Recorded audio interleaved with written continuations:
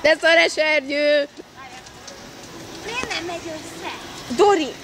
Ha még egyszer végig vonszolod a mocsokban, megöllek.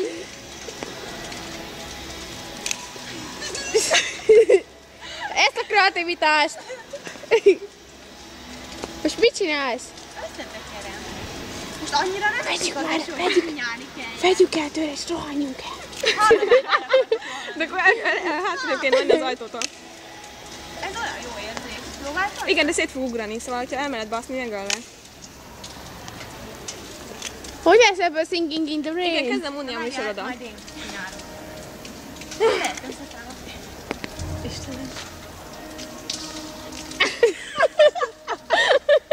Na, énekel is hozzá, Dóri. Hát tényleg kéne hallni. Várjál! Singing in the rain, sing. Szétáztatja a csukámat közben.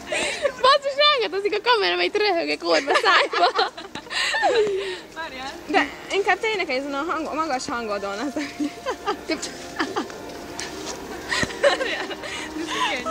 Dori, énekelj! Nem ének. Nem mindig arrébb lőksz. Örülj, hogy táncolok. Ebből olyan videó lesz YouTube-ból. Jó, most esernyő nélkül maradtam. De így menj hátrébb, mert kiugrasz a kamerából. És ugorj bele a pocségon kis stepában, tudod, de ne az én csukámmal. Még egyszer! Egy mélyebbet keres. Nézd, Dori, az ott mélyebb. Ó, igen, a tucsó mellé. Oda. Hülye vagy? Kibírod, nem lesz semmi gáz. Az Emi cipője ne aggódj. Ez az, add le, ugorj! Na, megkifutás van. Ez nem olyan egyszerű, beálljuk. Hopp! Normális. Dori nagy ugrását láthattunk.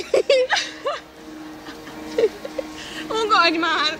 Nem ugrok. Mindjárt sírok. Csinálunk olyan izét. Abba! Kakit? Kapicskolj bele! Én nem szeretném. Szakadjál le, Dori.